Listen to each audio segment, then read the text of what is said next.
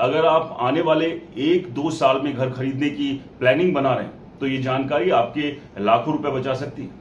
अब सबसे पहले बात करते हैं उन आंकड़ों की जिन्होंने पूरे रियल एस्टेट सेक्टर का ध्यान अपनी तरफ खींच लिया। प्रॉपर्टी कंसल्टेंसी एनरोक की ताजा रिसर्च के मुताबिक अप्रैल से जून 2026 यानी दूसरी तिमाही में देश के 7 सबसे बड़े रियल एस्टेट बाजारों दिल्ली एनसीआर, मुंबई महानगर क्षेत्र, बेंगलुरु, पुणे, हैदराबाद, चेन्नई और कोलकाता में कुल 90,715 घरों की बिक्री हुई।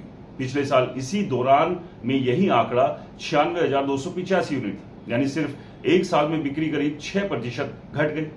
अगर पिछली तिमाही यानी जनवरी से मार्च 2026 में इसकी तुलना करें तो गिरावट और भी बढ़ी है। केवल 3 महीने में बिक्री लगभग 11% कम होगी। यही वजह है कि कई एक्सपर्ट्स ने इसे पिछले 3 सालों की सबसे धीमी तिमाही में से एक बताया। यही आंकड़े economic times, financial express, India today और आउटलुक मनी जैसे कई प्रतिष्ठित मीडिया संस्थानों ने भी प्रकाशित किए। तो दोस्तों अब सवाल उठता है, आखिर ऐसा क्या हुआ? क्योंकि पिछले 2-3 साल तक तो भारत का हाउसिंग मार्केट लगातार रिकॉर्ड बना रहा था। कोविड के बाद लोगों ने बड़े घर खरीदे, कम ब्याज दरों का फायदा उठाया, इन्वेस्टर्स ने भी जमकर पैसा लगाया और बिल्डर ने लगातार नए प्रोजेक्ट्स लॉन्च किए। कई शहरों में तो फ्लैट लॉन्च होते ही बुक हो जाते थे, लेकिन अब तस्वीर बदल रही है। इसका पहला बड़ा कारण है वैश्विक अनिश्चितता। मिडल ईस्ट में बढ़े तनाव ने सिर्फ तेल की कीमतों पर असर नहीं डाला, बल्कि पूरी दुनिया के इन्वेस्टमेंट माहौल को प्रभावित किया। जब दुनिया में वॉर, सप्लाई चेन की प्रॉब्लम और आर्थिक अनिश्चितता बढ़ती है तो सबसे पहले लोग अपने बड़े खर्च टाल देते हैं। घर खरीदना किसी भी परिवार के जीवन का सबसे बड़ा इन्वेस्टमेंट होता है। ऐसे माहौल में लोग सोचते हैं कि कुछ महीने इंतजार करते हैं, पहले हालात ठीक होने देते हैं। यही वजह है कि एक्सपर्ट इसे मांग खत्म होना नहीं, बल्कि डिलेड डिमांड यानी टलती हुई मांग बता रहे हैं। लेकिन दोस्तों केवल युद्ध ही वजह नहीं है। भारत के रियल एस्टेट बाजार का एक बड़ा कस्टमर आईटी सेक्टर का एम्प्लॉय होता है। खासकर बेंगलुरु, पुणे, हैदराबाद और गुरुग्राम जैसे शहरों में लाखों आईटी प्रोफेशनल्स घर खरीदते हैं।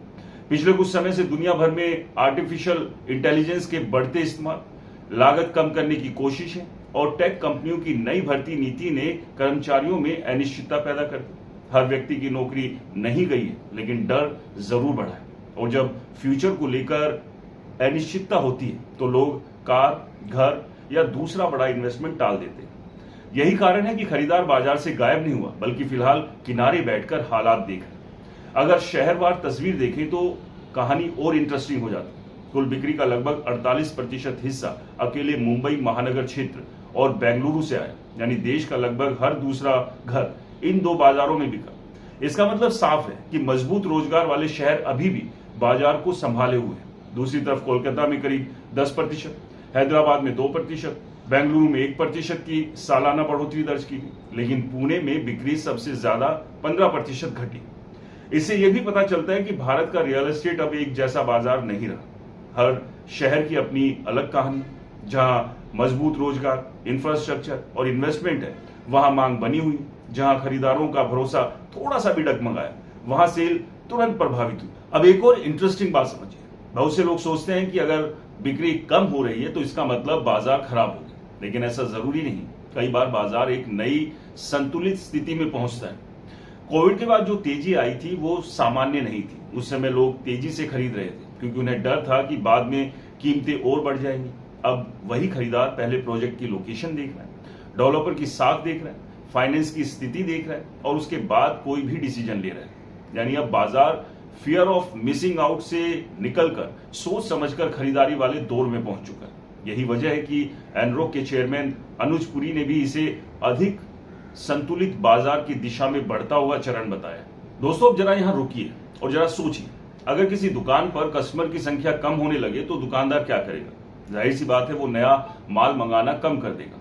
लेकिन भारत के रियल एस्टेट बाजार में इस समय ठीक इसका उल्टा हो रहा है। एक तरफ घरों की बिक्री में गिरावट दर्ज की जा रही है, तो दूसरी तरफ बिल्डर पहले से ज्यादा तेजी से नए प्रोजेक्ट लॉन्च कर रहे हैं। आखिर इसकी वजह क्या है?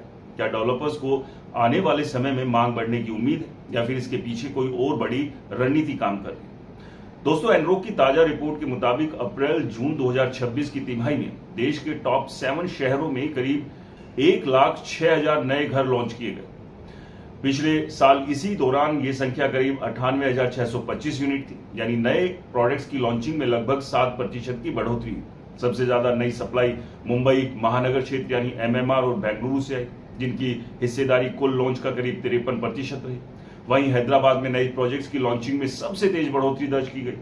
तो अब सवाल यह है कि जब खरीदार धीमे पड़ रहे हैं तो बिल्डर इतने प्रोजेक्ट्स क्यों लॉन्च कर रहे हैं? इसकी सबसे बड़ी वजह यह है कि देश की बड़ी और लिस्टेड रियल एस्टेट कंपनियों ने पिछले 1-2 सालों में हजारों करोड़ रुपए खर्च करके बड़े बड़े जमीन के टुकड़े खरीदे थे। इन जमीनों पर प्रोजेक्ट शुरू करना उनके लिए जरूरी है, क्योंकि अगर लॉन्च में ज्यादा देरी होती है तो लागत बढ़ती है और इन्वेस्टर्स का भरोसा भी प्रभावित होता है। यानी डेवलपर्स मौजूदा सुस्ती को अस्थायी मान रहे हैं और उन्हें भरोसा है कि जैसे ही आर्थिक माहौल सुधरेगा मांग फिर से लौट आएगी। लेकिन इस रणनीति का दूसरा पहलू भी है। लगातार नए प्रोजेक्ट आने से बाजार में अनसोल्ड इन्वेंट्री यानी बिना बिके मकानों की संख्या बढ़ रही है।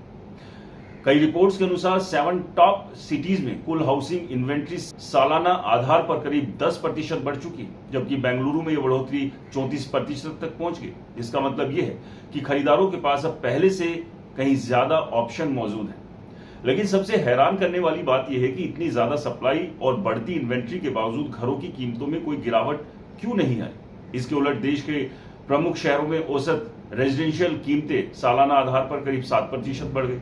दिल्ली एनसीआर में कीमतों में सबसे ज्यादा 13% और बेंगलुरु में करीब 8% की बढ़ोतरी दर्ज की गई।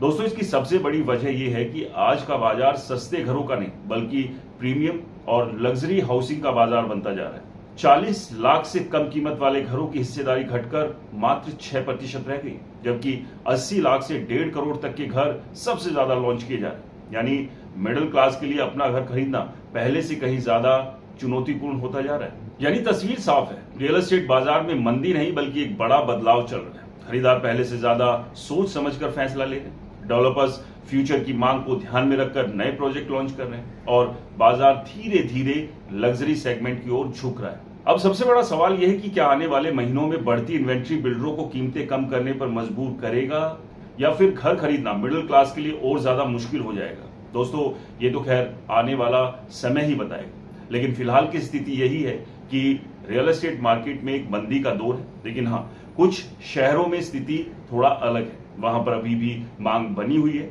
लेकिन कस्टमर अभी वेट एंड वॉच पर है। तो इसलिए जहां भी आप कोई घर खरीदने की सोचे, सबसे पहले लोकेशन देखिए और लोकेशन में जरूर जांचिए कि वहां पर आने वाले समय में ट्रैफिक का दबाव कितना होगा, बाकी सुविधाएं वहां पर किस तरह की है और बिल्डर की क्रेडिबिलिटी क्या है। तमाम चीजों को जांचने के बाद ही कहीं इन्वेस्ट कीजिए या अपने सपनों का घर लीजिए।